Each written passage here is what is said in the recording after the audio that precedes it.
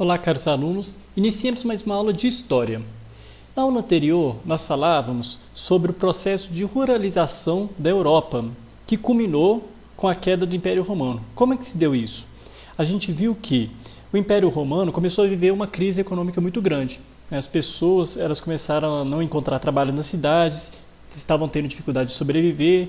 Então, devido à crise e também por causa da insegurança, que elas tinham medo dos ataques dos germanos ao Império Romano, eles foram indo para o campo, em busca de abrigo e trabalho.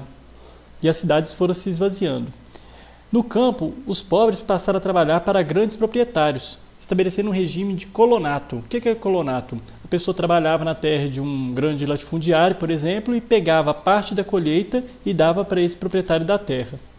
E durante esse processo, mais precisamente no final do século IV, os hunos, que eram originários das estepes da atual Mongólia, avançaram em direção ao ocidente por milhares e milhares de quilômetros, conquistando terras e povos. Um pouco depois, para fugir dos hunos, os germanos avançaram na mesma direção. E ao serem pressionados pelos hunos, eles foram intensificando as invasões ao Império Romano, conquistando Roma em 476, quando a gente marca a queda do Império Romano e quando a gente também diz que se inicia a Idade Média. E quem eram os germanos? Onde eles viviam? Os germanos era o nome dado aos habitantes da Germânia. Os germanos eles estavam divididos em vários povos: os godos, saxões, francos, alamanos, suevos, burgúndios, vândalos, visigodos, ostrogodos, érulos e outros. Geralmente o germano se preparava para a guerra desde pequeno, e nisso ele era ajudado pelo pai. Ao tornar-se um guerreiro, ele recebia a honra e reconhecimento da comunidade. O jovem passava então a integrar um comitatus. O que é um comitatus? É um grupo de guerreiros unidos a um chefe militar a quem deviam servir e honrar.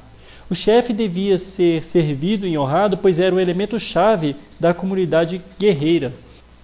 Além da fidelidade ao chefe, os germanos valorizavam também a coragem nos campos de batalha, e era comum um guerreiro se matar por ter sido vencido no campo de batalha. Ou seja, era muito vergonhoso morrer na batalha. Então, às vezes, ele era vencido e se matava, exatamente porque talvez ele poderia ser morto pelo inimigo. Então, ele preferia morrer por si próprio.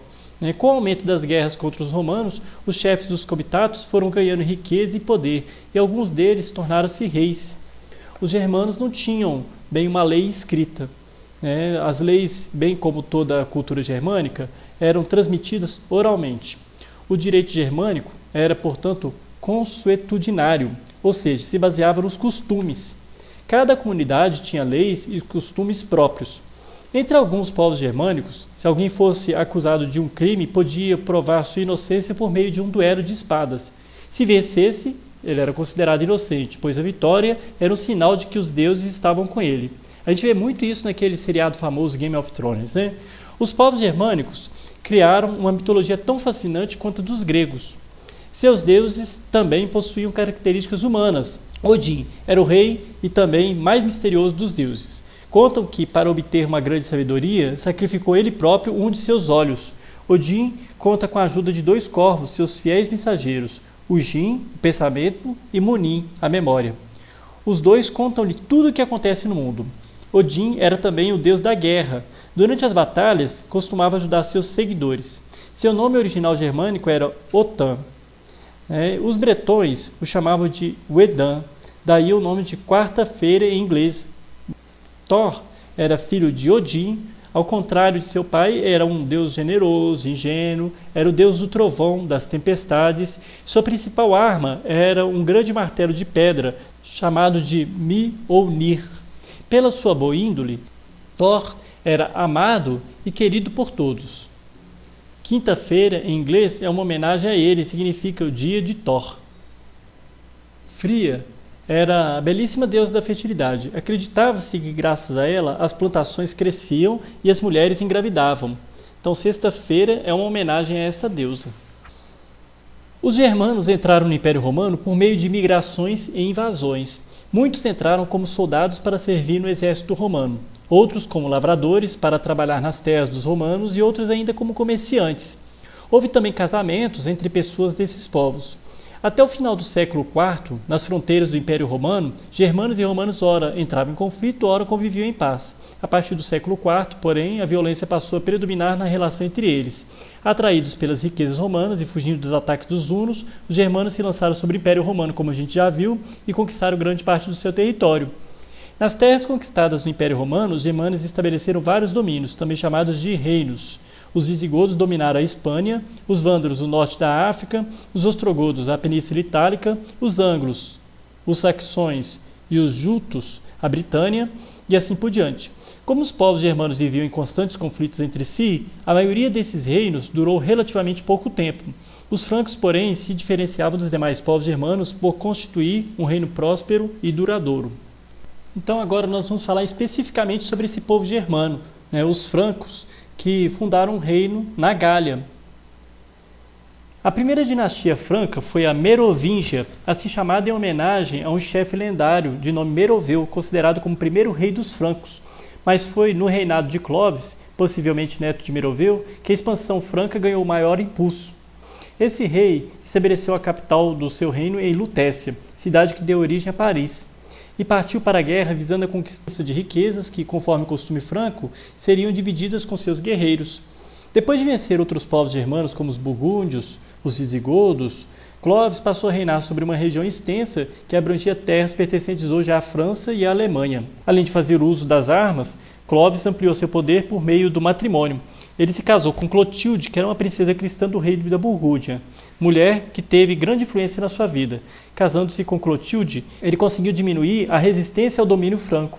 Influenciado por ela e interessado na aliança com a Igreja Católica, ele se converteu ao cristianismo em 496 e, com o apoio da Igreja, ele continuou expandindo o reino dele.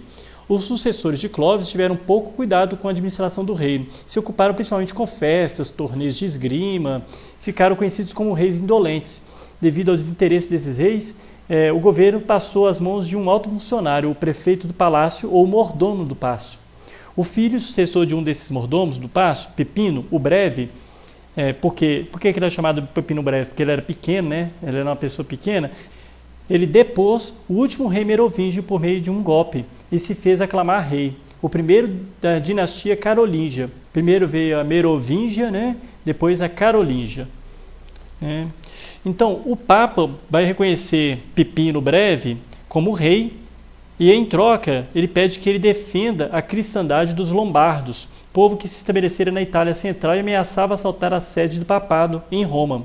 Então, vocês podem ver que a Igreja Católica está aí negociando politicamente com o rei. Pipino e seus cavaleiros invadiram a Itália, derrotaram os lombardos e doaram para a Igreja Católica parte das terras conquistadas. Desta doação originou-se o patrimônio de São Pedro, também chamado Estados da Igreja, que permaneceram inalterados por mais de 1000 anos. Mas foi Carlos Magno o principal rei da dinastia carolíngia, cujo nome se deve a ele. Como governante, ele deu continuidade à aliança com a Igreja e à política guerreira dos francos. Enquanto o imperador estreitava seus laços com a Igreja, seu exército bem organizado e equipado com espadas e armaduras de ferro colecionava vitórias, construindo assim um império que abrangia quase todas as terras da Europa Ocidental. Na noite de Natal do ano 800, Carlos Magno, que na época já era senhor de um enorme império, foi coroado imperador da Basílica de São Pedro, em Roma, solidificando sua aliança com a Igreja Católica. Naquela noite, o Papa dirigiu aos reis as mesmas palavras usadas na sagração dos imperadores romanos, depois de convertidos ao cristianismo. Com isso, o chefe da Igreja e o imperador pretendiam dar unidade à Europa cristã e fazer renascer o Império Romano do Ocidente. Para administrar seu imenso império, Carlos Magno vai dividir em províncias e entregar a sua administração a pessoas de sua confiança, duques, marqueses e condes. Durante a expansão militar que liderou, Carlos Magno adotou um antigo costume germânico de doar terras e privilégios aos nobres que o serviam e lutavam com ele. Em troca dos bens recebidos, esses nobres se tornavam seus vassalos, isto é, se ligavam a ele por laços de dependência e fidelidade. Essa relação entre nobres recebe o nome de vassalagem. Se por um lado isso unia o rei aos nobres que o serviam, por outro, ao receber terras e privilégios, esses nobres ganhavam um grande poder em seus domínios. Carlos Magno vai dar uma grande importância à educação, às artes, ao conhecimento. Prova disso é que ele vai reunir na sua corte vários sábios de toda a Europa, e entre eles Alcuino de York, que foi encarregado de preparar a versão oficial da Bíblia. Carlos Magno também vai fundar numerosas escolas nos conventos, nas igrejas e no seu próprio palácio. As primeiras preparavam os jovens para a carreira religiosa. Já a escola do palácio, frequentada apenas pelos filhos dos nobres, preparava-os para assumir a administração do reino. Esse clima favorável à cultura vai facilitar também a atuação dos monges copistas. O que eram os monges copistas? Aqueles que passavam enorme tempo trancados nas bibliotecas dos mosteiros, copiando os textos greco-romanos que eram ditados em voz alta pelos colegas. A gente vê esses monges naquele filme Em Nome da Rosa. Né? Com esse trabalho paciente e meticuloso, os monges permitiram que obras de grande valor chegassem até nós. Todo esse movimento cultural ocorrido na época de Carlos Magno ficou conhecido como Renascimento Carolíngio. Com a morte de Carlos Magno, em 814, o Império Carolíngio começou a enfraquecer. Seu filho e sucessor Luís, o Piedoso, ele teve dificuldade para impor sua autoridade. Com a morte do rei Luís, seus filhos disputaram o trono entre si pelas armas. A guerra durou 3 anos e terminou com a assinatura do Tratado de Verdun, em 843. Acordo que dividiu o império em 3 partes. Carlos, o Calvo, ficava com a parte ocidental, Luís, o Germânico, com a parte oriental, Lotário, com a parte central, que se estende do Mar Norte até o centro da atual Itália. Com a divisão do Império Carolíngio, ocorreu o enfraquecimento do poder central e o fortalecimento dos nobres em suas respectivas localidades. Além disso, nos séculos IX e X, a Europa foi atacada por povos vindos de diferentes pontos. Nessas invasões, ficou evidente que o exército carolíngio não tinha capacidade de conter esses ataques. A defesa de cada localidade da Europa passou então aos exércitos da nobreza, que com isso se fortaleceu.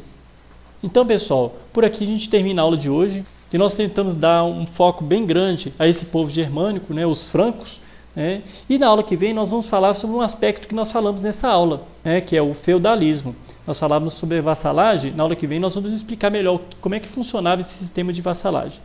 Então, muito obrigado pela atenção, até a próxima aula.